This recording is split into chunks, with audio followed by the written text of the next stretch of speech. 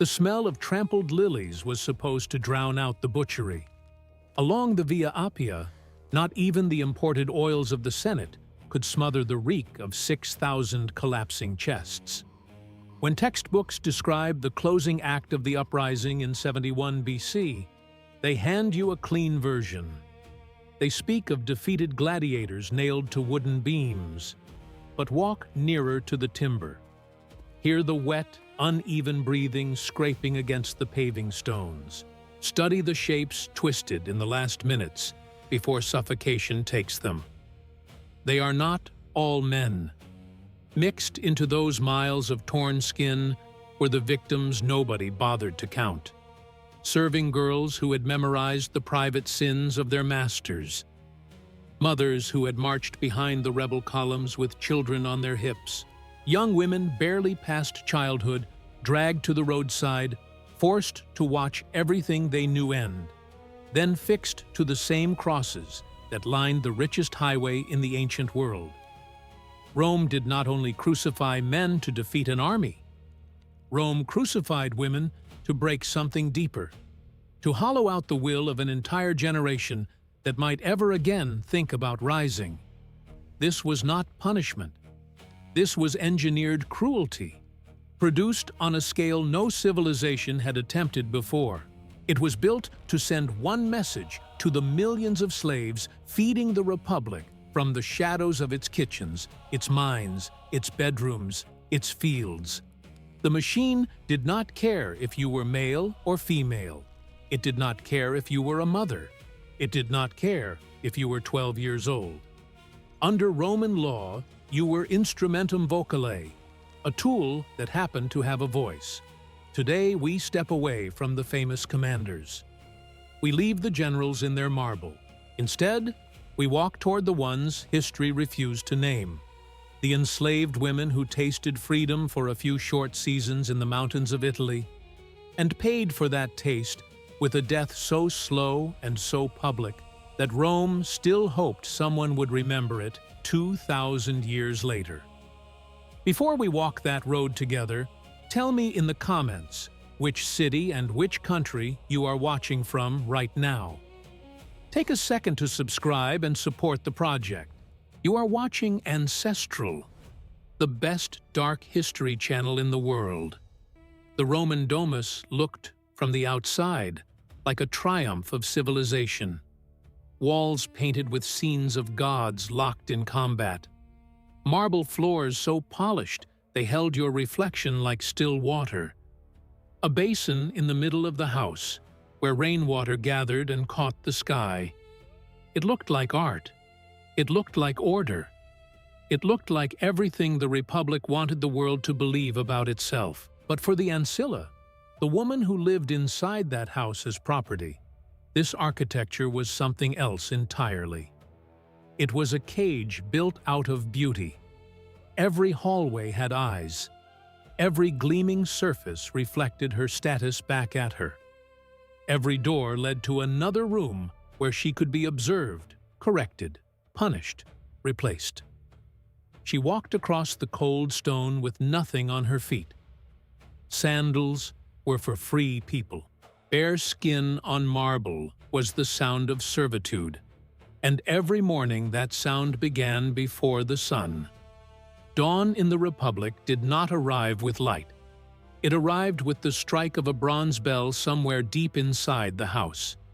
Before the master opened his eyes, an invisible workforce was already moving through his rooms. Fires had to be lit in the hearth. Oil had to be poured into the lamps before the wicks went cold. The mosaics had to be swept clean of last night's dust. Wine had to be diluted with water and warmed to the exact temperature the master preferred. And Ancilla learned one rule before she learned anything else. Silence was survival.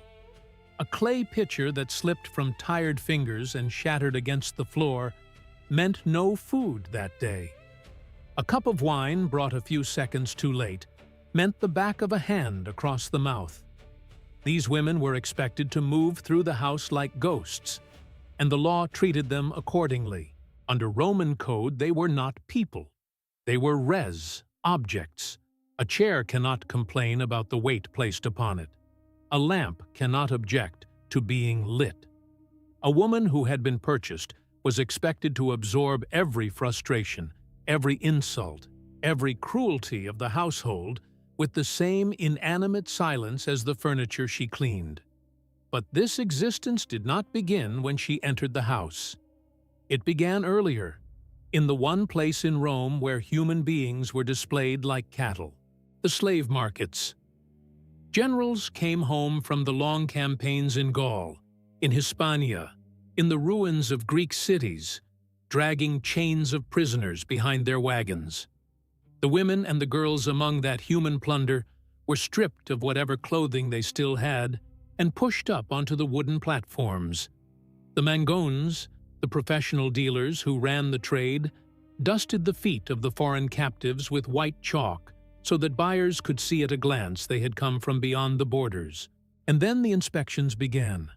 Men in togas moved through the rows, lifting chins to look inside mouths, pressing thumbs into shoulder joints, testing knees, feeling stomachs for the early swell of a pregnancy that might complicate the sale. A woman standing on that platform had no name anymore. Her childhood, her village, her mother, her language, her gods, all of it dissolved the moment the auctioneer raised his mallet and brought it down against the wood. The moment the sale finished, the next erasure began. The new owner stripped her of her birth name the way he might strip a crate of its old markings. In its place, he assigned her something generic, something convenient for him to shout across a courtyard. A woman born in Thrace became Thraica. A woman stolen from Greek soil became Graeca. This was not laziness. It was strategy. Every time she was called, the name itself reminded her that she no longer belonged to the place that made her. Her real life, in the eyes of her new household, had not begun until the day she arrived in it. The destruction of the self was the first wound Rome inflicted on a slave woman. It was the foundation. Every other cruelty would be built on top of it. And there were many cruelties to build. The most dangerous room in the entire domus was not the master's bedroom, though that one had its own horrors. It was the matron's dressing chamber. The wife of a wealthy Roman commanded her own small kingdom of specialized slaves, and the position at the sharpest edge of that kingdom belonged to the ornatrix. The hairdresser, usually a young girl, sometimes barely more than a child, trained from her first weeks in the house to manage the absurd architectural hairstyles that Roman fashion demanded. She worked with the calamistrum, a hollow metal rod heated in the embers of a wood fire until it glowed faintly from the inside, and the task given to her was impossible. Every curl had to be perfect. The ornatrix tested the temperature of the iron against the skin of her own forearm before she ever brought it near the matron. Too cool, and the curl would sag before the woman walked out the door. Too hot, and a single lock of hair would hiss, blacken, and fall away. A burned strand of patrician hair was not a mistake. It was a crime committed inside the walls of the house. The Roman poet Juvenal left behind descriptions of these mornings that read more like interrogation scenes than beauty rituals. Matrons sat in front of polished bronze mirrors, surrounded by a ring of trembling girls, every one of them waiting to be the one who made the error. When the error came, the matron did not wait for any authority outside the room. She was the authority. Her hand went to the long, decorative pin resting on the table beside her. The acus, carved from bone or cast in heavy metal, originally designed to hold hair in place. In her hand, it became a weapon. She drove the pin into the arm of the girl standing behind her, sometimes into the shoulder, sometimes into the thigh, and she expected the girl to stay exactly where she was. No scream, no flinch, no pause in the work. The ornatrix was required to keep twisting the next curl with the calamistrum, while her own blood slid down her arm and dripped onto the floor she would later be ordered to clean. This was not an extreme day. This was a normal morning. And the Acus was only the beginning of the catalogue. Hanging from a peg in the atrium, in full view of anyone entering the house, was the scutica, a whip cut from strips of untanned rawhide. It was displayed deliberately. It was the first thing a visitor saw, and the first thing a slave saw every time she crossed the main hall. For serious offenses, the matron did not do the work herself. She called for specialists. In the wealthier households, there were men kept on staff for exactly one purpose, and that purpose was pain. They were called lorari. Their entire profession was the destruction of other slaves. Imagine a tunic folded incorrectly. A small thing. A thing a free person would never notice. The girl responsible is dragged out of the kitchen into the inner courtyard. Her wrists are tied to one of the marble columns that holds up the ceiling of her master's beautiful house. The lorarius steps forward with the rawhide. The first lash opens the skin. The fifth begins to reach muscle. The matron sits in a carved wooden chair a few paces away, watching with the calm expression of a woman reviewing a household ledger. Because, in a very real sense, that is what she is doing. A slave with too much scar tissue loses her market value. The beating has to be calibrated, cruel enough to destroy the girl's spirit, measured enough to preserve her resale price. When it is over, the ropes are cut. She is handed a sponge. She is required to wash her own blood off the column before she returns to whatever task she was pulled away from.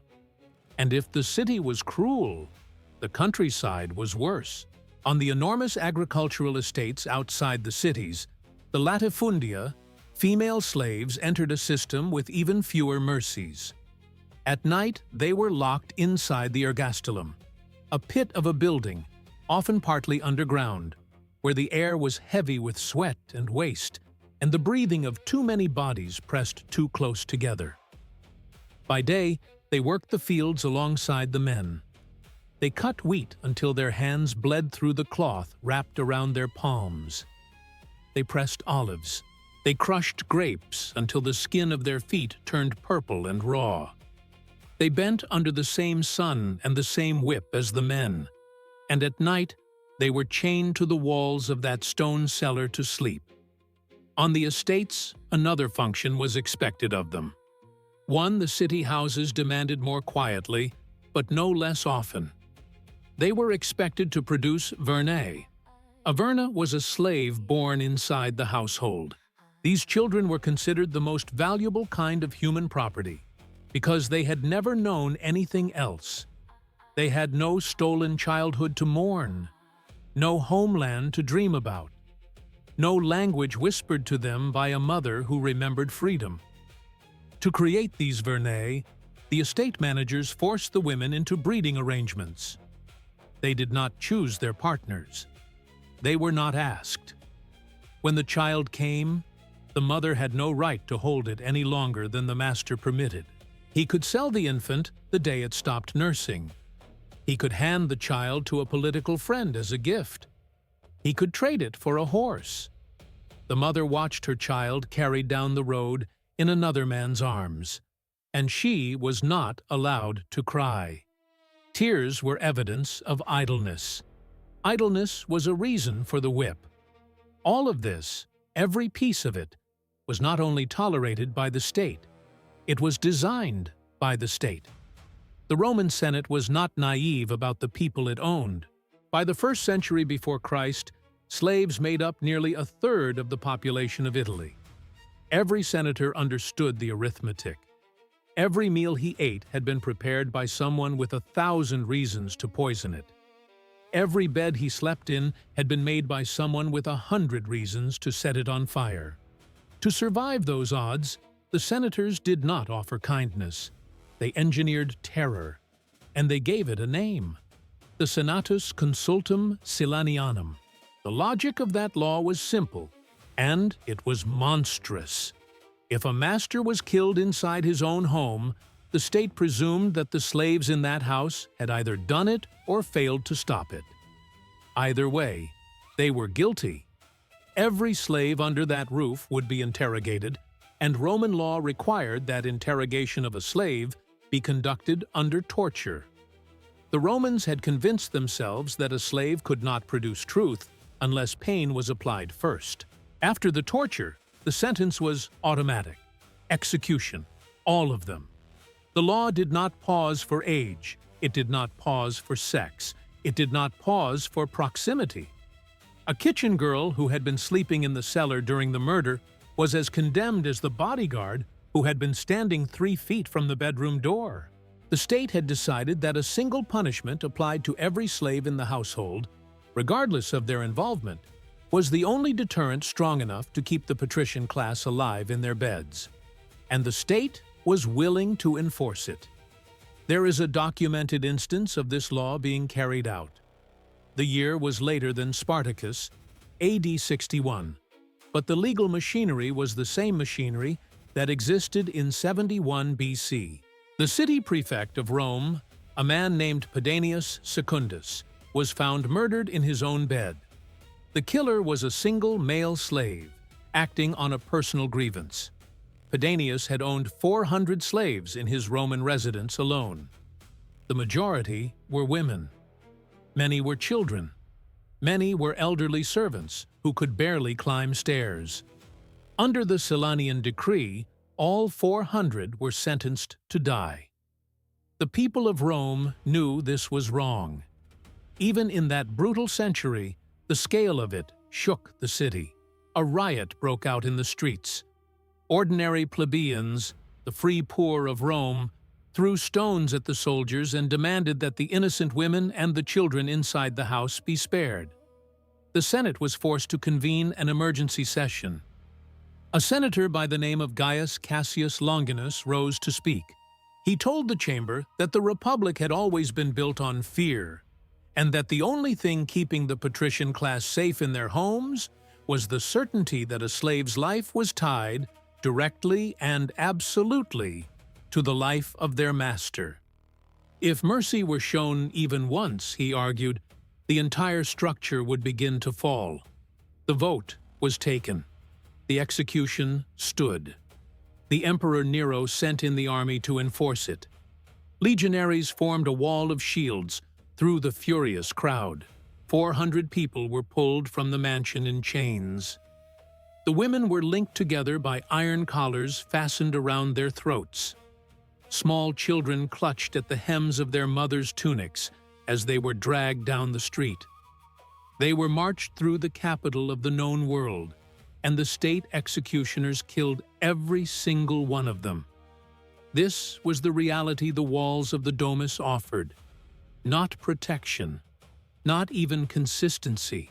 A girl could serve loyally for 2 decades, never raise her voice, never break a dish, and still end her life on an executioner's block because a stranger she had never spoken to had once insulted the master at a dinner party. A system like this does not function on force alone.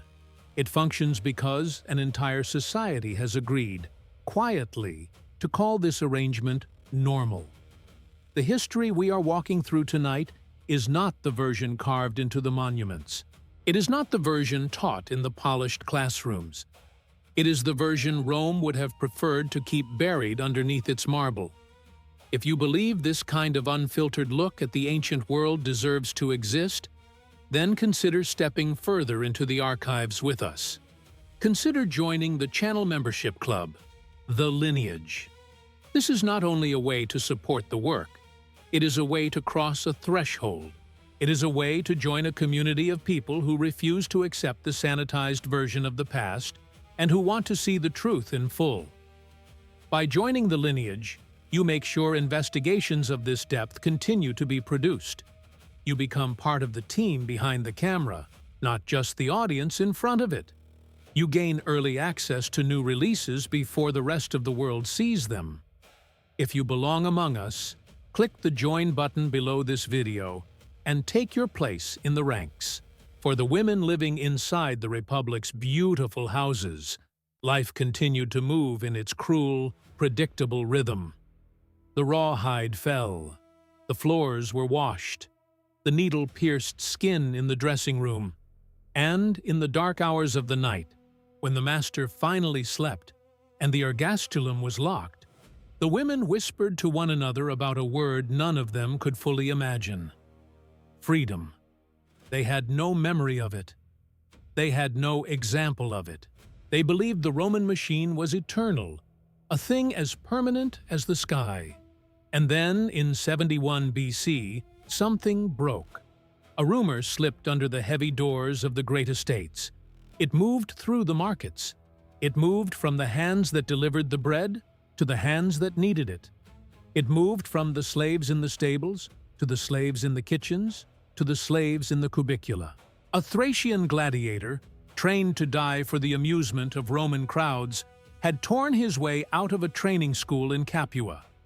He had armed himself and his companions with kitchen knives, iron cooking spits, anything they could seize.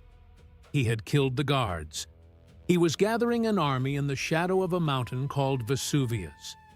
And the message he was sending across Italy, on every whisper, on every breath, was that every slave in the peninsula should burn their chains and come to him.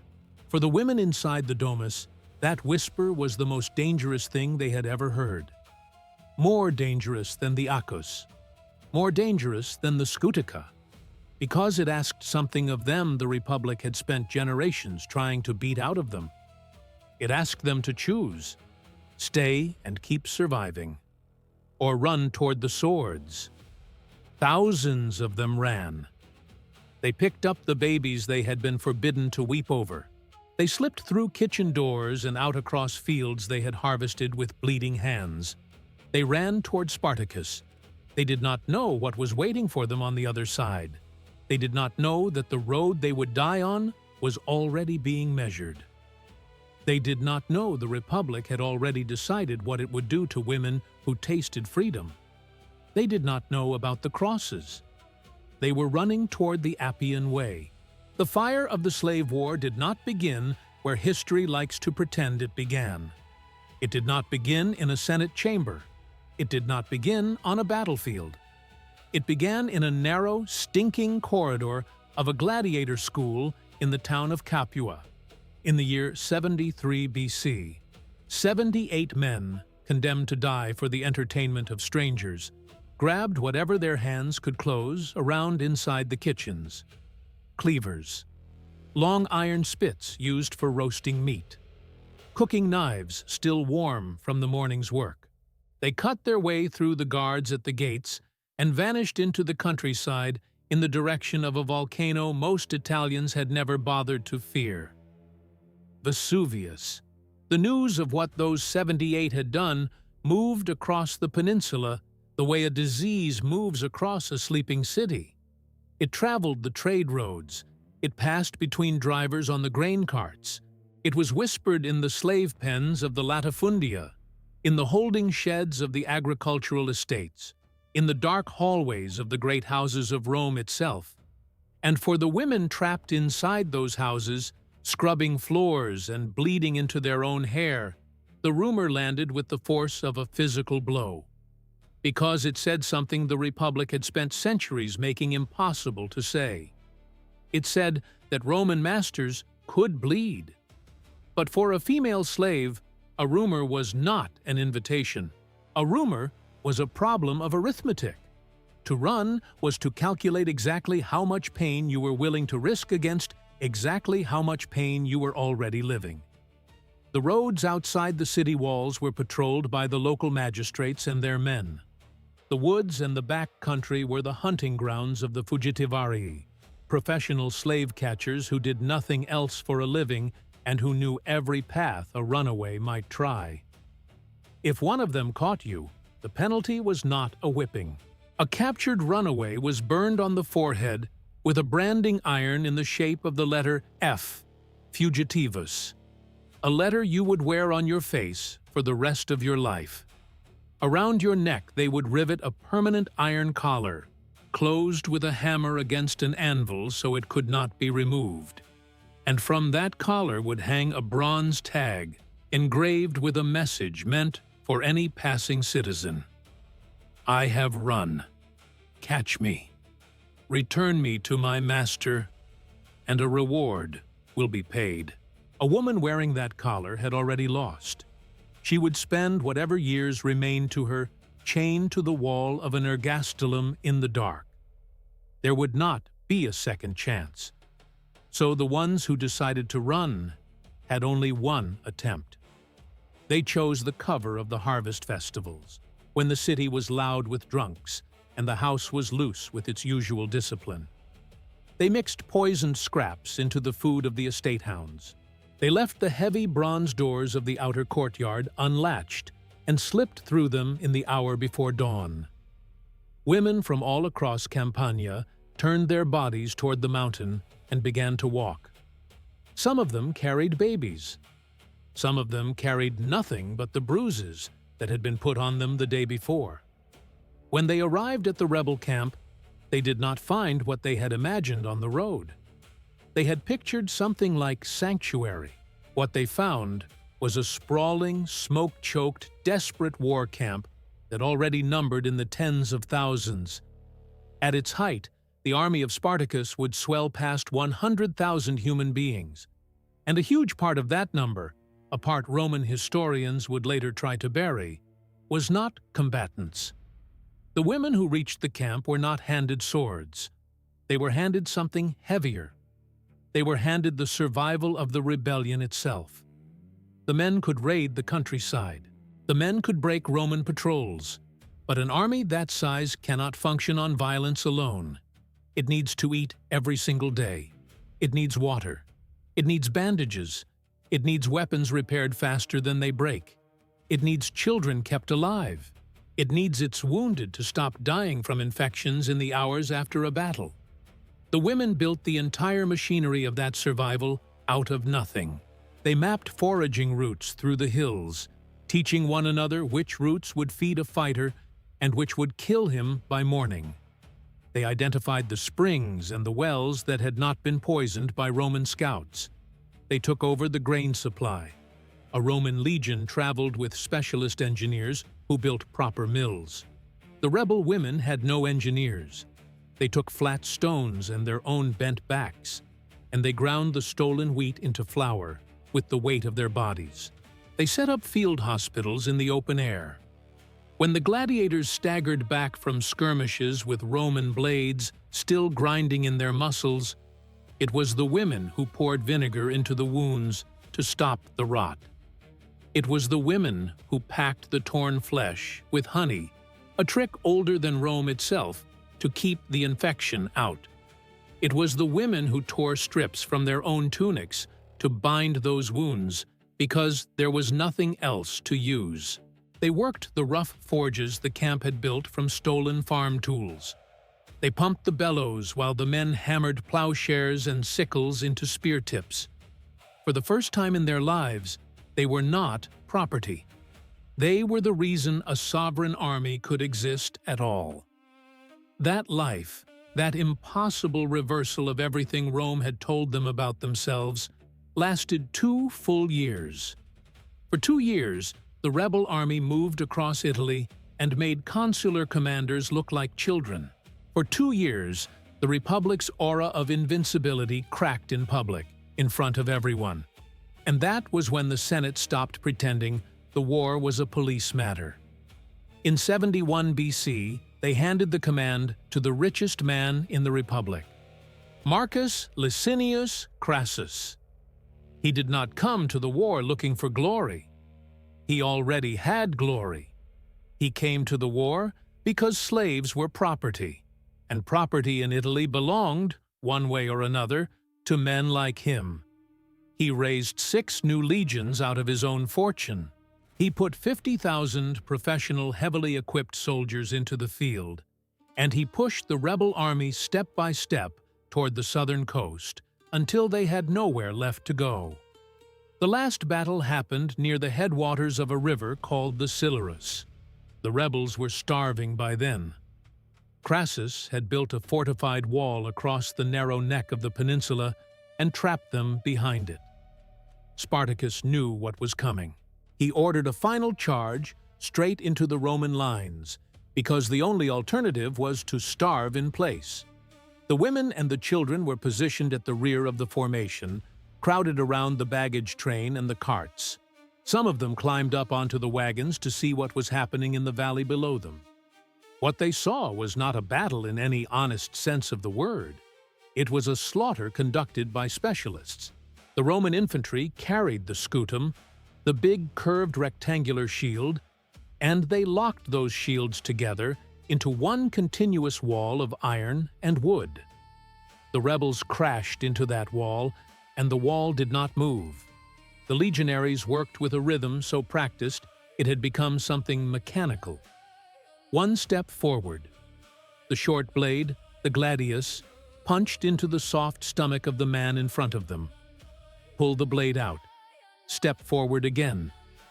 The battle was not a clash of two armies. It was an assembly line for killing human beings. Spartacus went down somewhere in that grinding.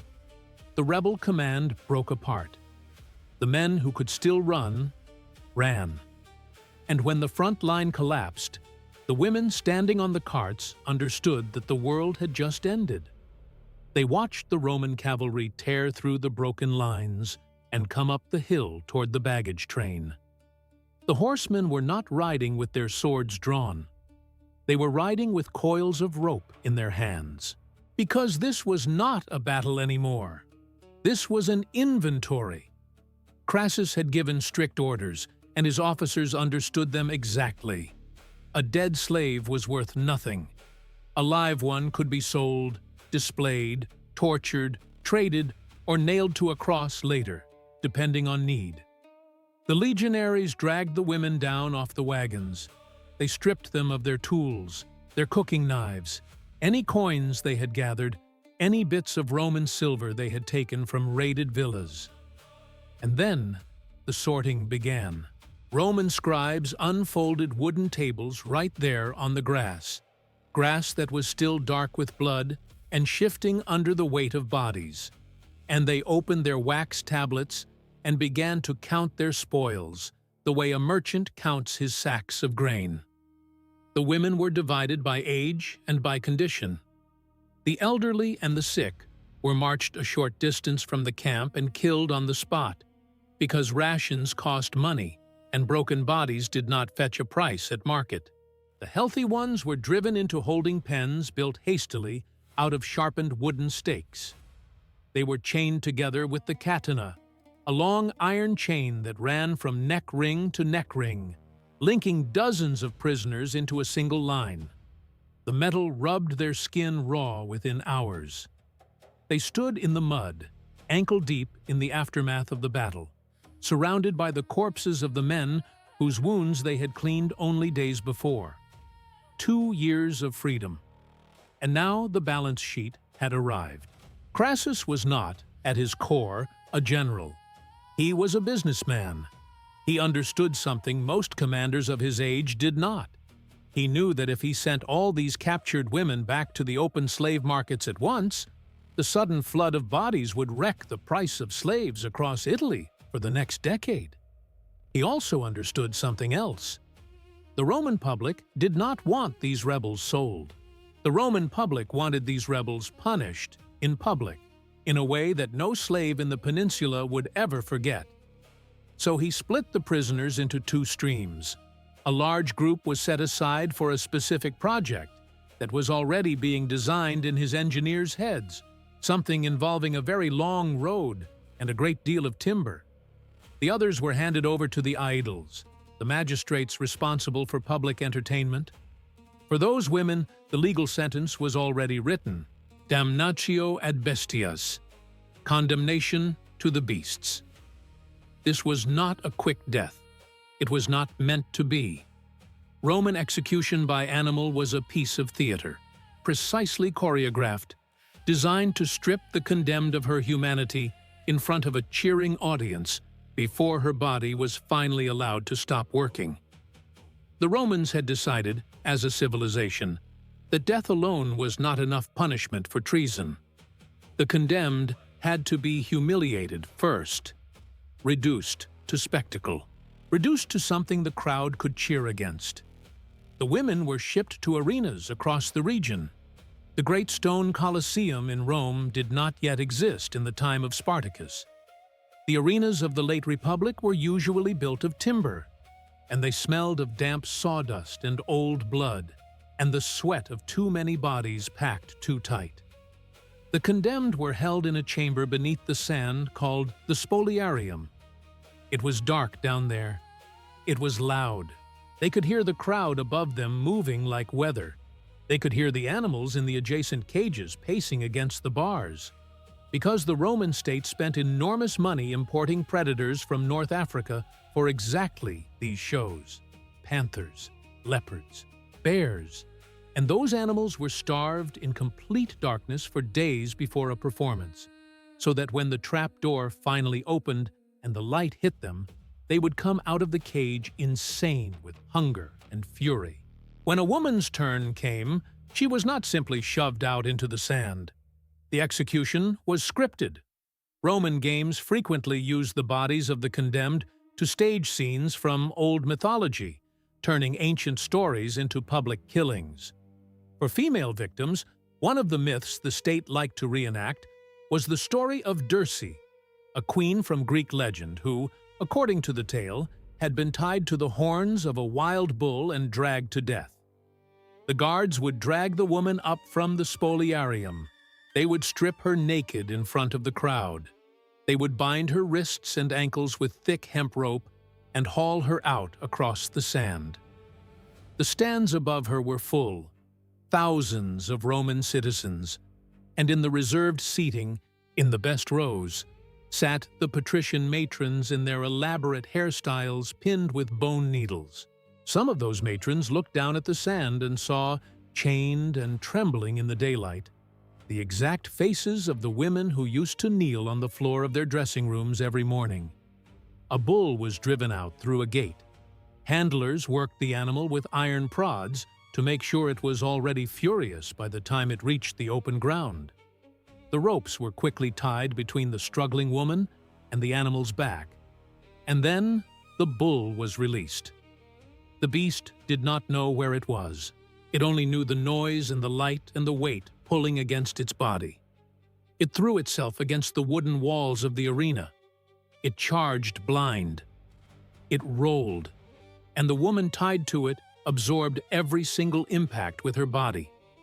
Her ribs went first. Her spine twisted with the animal. The crowd ate sweet honey cakes and cheered for the bull as though it were a chariot horse they had bet on. The performance was not considered over until the victim was pulverized beyond recognition. Then the arena attendants came out, dressed in costume, masked to resemble the Etruscan demon Charun, the guide of the dead.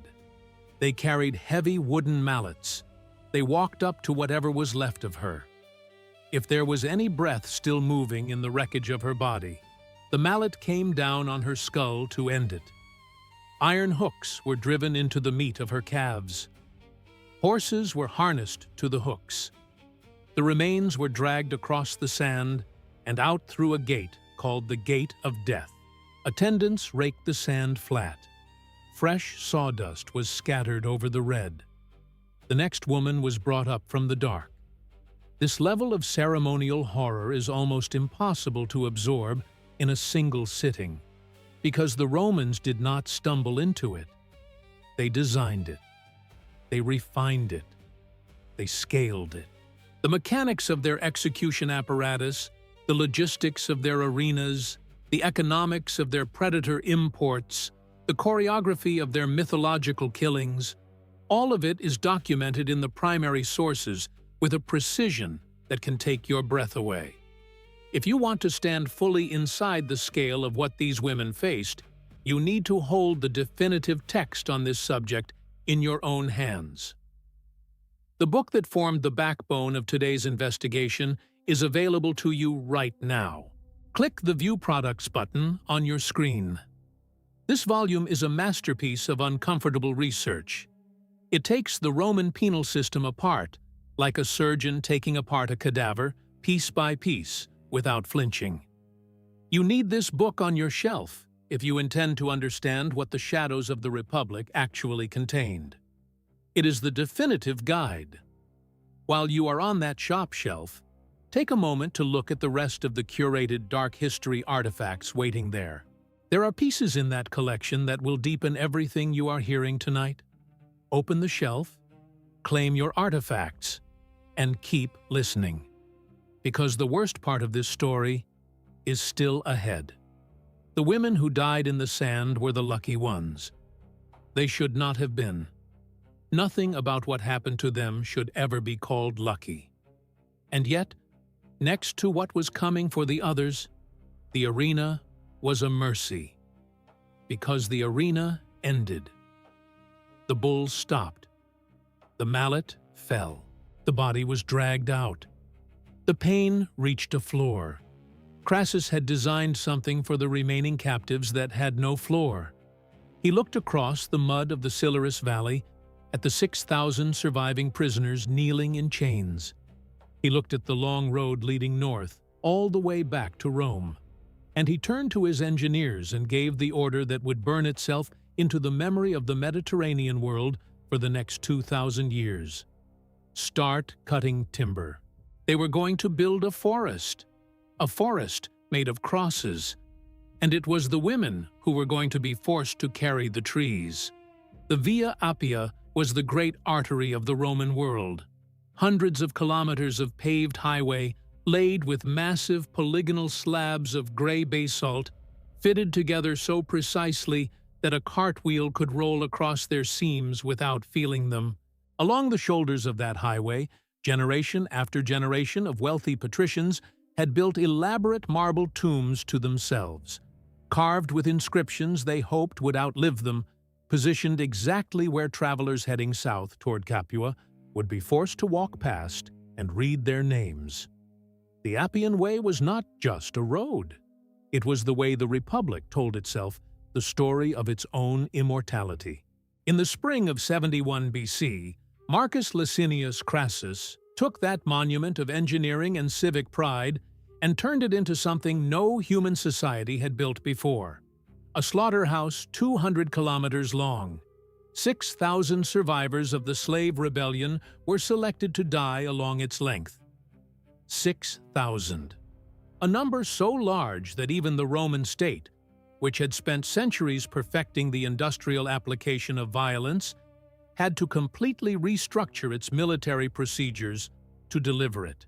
The legions did not pivot from war to policing.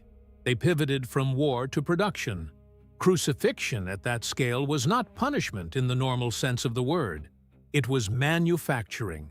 And crucifixion, it turns out, was never improvised. It was engineered. The Roman state had refined the process down to a procedure so exact it could have been written into a manual. The execution squads were organized into two parts. At the top was the carnifex, the chief executioner, a professional whose entire career was death. Under him worked the detestatio, a specialized military unit trained to carry out every stage of the protocol without hesitation. Their first job, before a single cross went into the ground, was the verberatio, the scourging. The women were marched to a staging yard just outside the walls of Capua. Under the noon light, under the eyes of Roman soldiers and local citizens who had come to watch, they were stripped of their tunics. They were tied to short stone columns, the kind of low post designed specifically to pull the back of the victim into a tight, arched curve that left every inch of flesh from shoulder blade to hip exposed. The tool used for the scourging was the flagrum, a short whip with several leather thongs branching from a wooden handle. At the tip of each thong, braided into the leather, were heavy lead balls and fragments of sheep bone sharpened to edges. This was not an instrument for punishment. It was an instrument for disassembly. The Carnifex did not swing it randomly. He worked the same way a butcher works, in deliberate measured strokes, each one calibrated. The first passes raised thick purple welts across the back and the shoulders.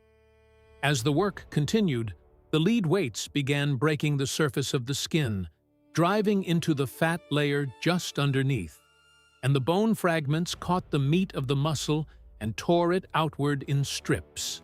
The large muscle groups along the upper back, the latissimus dorsi and the trapezius, came apart in ribbons.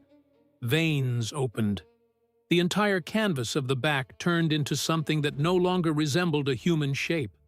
The whole purpose of the verberatio was to bring the victim to the exact edge of hypovolemic shock, the medical state in which blood loss becomes fatal without crossing that edge. The Carnifex had to stop in time, because a dead prisoner was useless to what came next. A dead prisoner could not carry her own cross to the place of her execution. That was the rule. You walked there. You carried part of it yourself. And the scourging was not only a physical weapon, it was a psychological one, engineered with the same precision. In Roman society, the female body was governed by a strict code of modesty, and clothing itself was a marker of social worth. To strip these women naked in the open air, in front of thousands of hostile soldiers and citizens, was a deliberate act of public erasure. It announced to every person watching that the women tied to those columns were no longer members of the human category at all. They were not criminals anymore. Criminals had rights. They were meat. They were raw material. They were the property of the state to be broken apart at the state's convenience. Once the Carnifex lowered the flagrum, the ropes were cut. The women were pulled down from the columns, and before they could collapse, something heavier than they were was placed on their shoulders. The patibulum, the horizontal crossbar of the cross, rough, unplaned timber, weighing roughly 40 kilograms. The vertical posts, the stipes, were already waiting, driven deep into the soil every 30 meters along 200 kilometers of the Appian Way. A long, quiet row of naked beams standing upright in the sun. The patibulum was laid directly onto the shredded muscle of the woman's upper back, the wood grinding into the exposed tissue of the wound. Her arms were tied to the beam with coarse hemp, so she could not drop it, even when her body began to fail.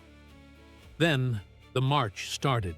The distance each woman had to walk depended entirely on where, along the 200 kilometers, her specific steeps had been planted. Some of them walked only a few hundred meters. Others were forced to carry the cross for a mile, or two, or longer, under the full weight of the Mediterranean summer. By then, the scourging had already drained them of blood and water.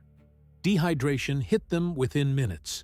The basalt stones of the road absorbed the heat of the sun and radiated it back upward, cooking the soles of their bare feet as they walked. If a woman fell under the timber, the guards did not stop.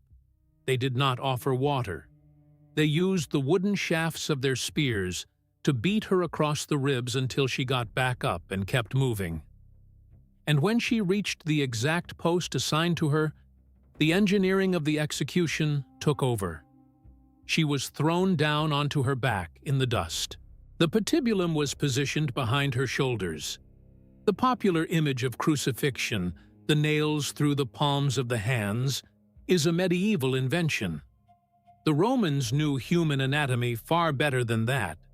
They had been doing this for centuries, on every border of their empire, on every conquered people, and they had discovered a long time ago that the flesh of the palm cannot bear the weight of a hanging human body.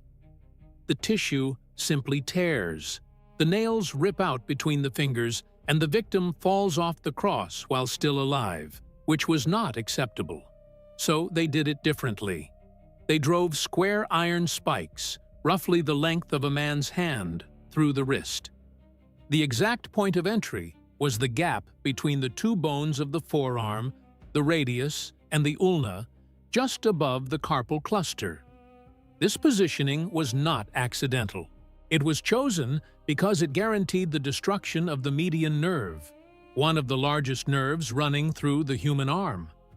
The second the iron passed through the wrist, the woman's nervous system registered a sensation that has been described in modern medical literature as being somewhere beyond the upper limit of what the brain can accurately process as pain. The thumb of the impaled hand contracted violently inward against the palm and stayed there. The shock wave traveled up the arm and across the shoulder. Once both wrists were pinned to the beam, ropes were thrown over the top of the vertical post. The execution squad pulled.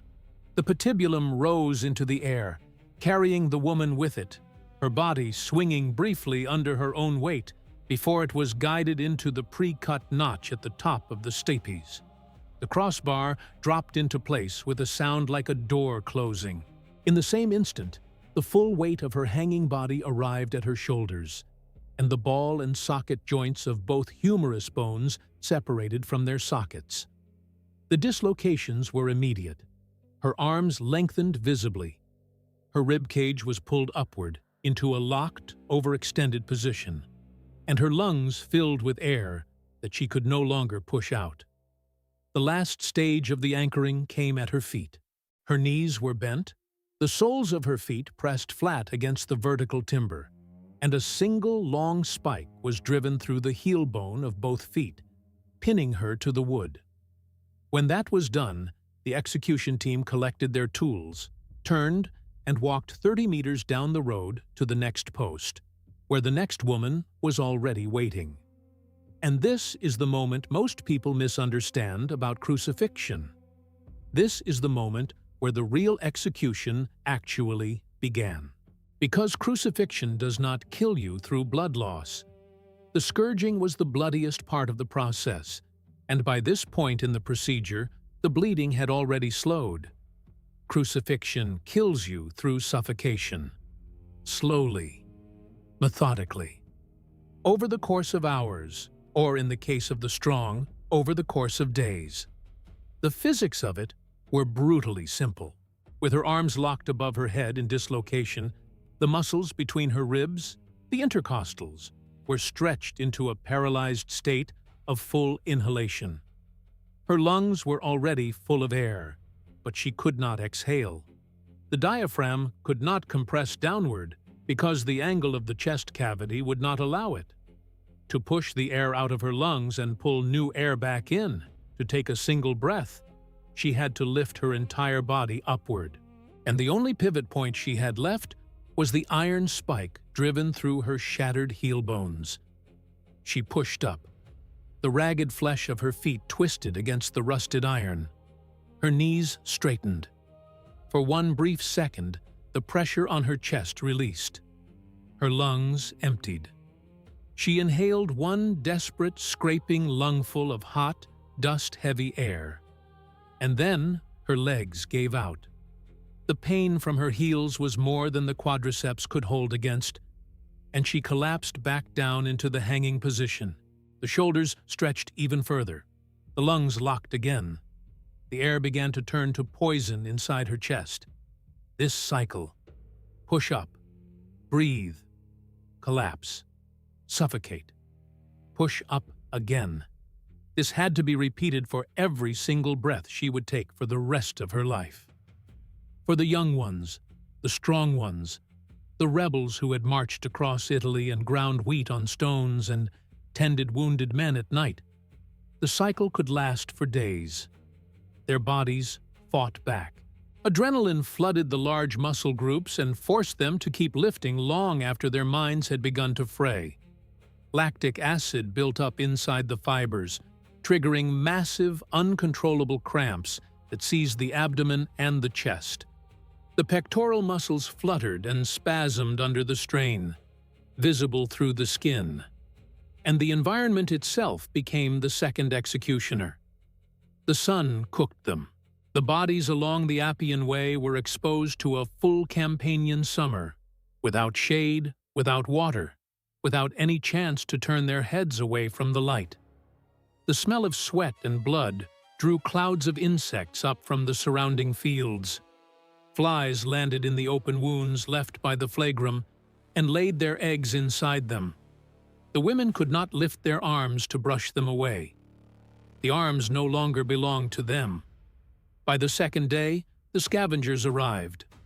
Carrion birds, crows first, then vultures, then, at the lower posts, feral dogs from the surrounding villages, animals that had learned very quickly that the Roman road had become a reliable source of food.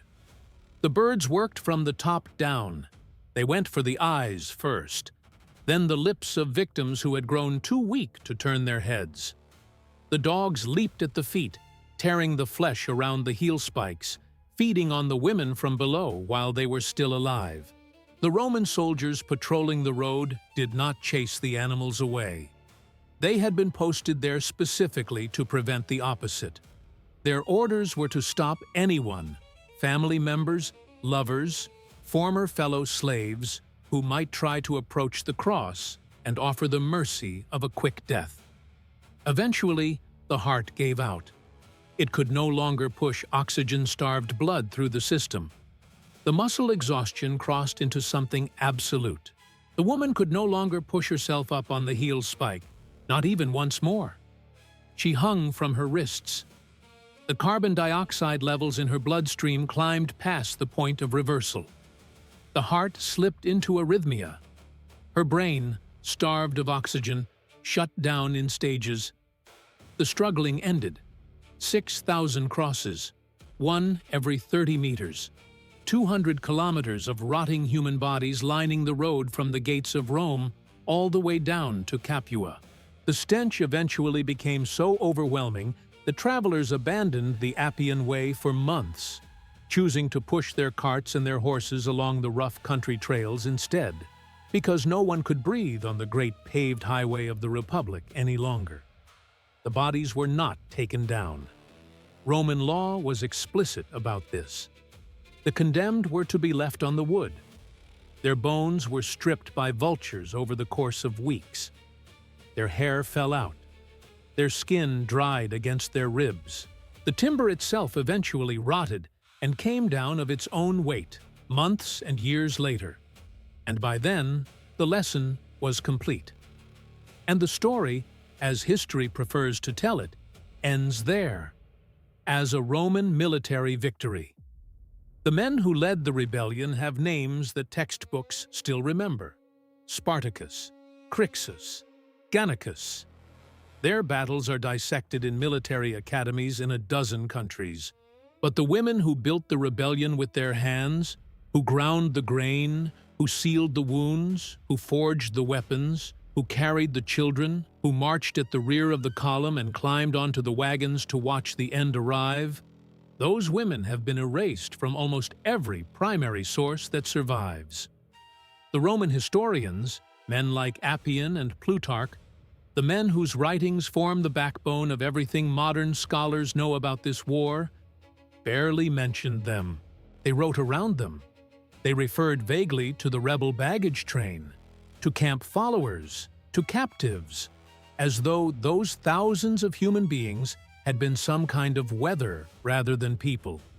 And the reason for that silence was simple.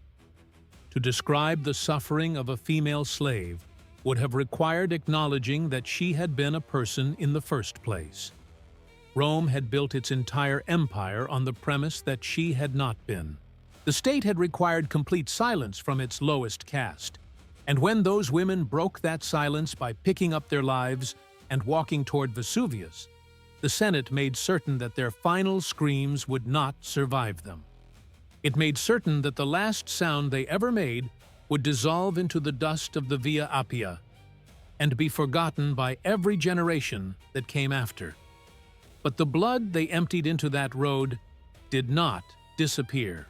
It soaked into the foundation of a system of fear that would hold the Roman Empire upright for another 5 centuries.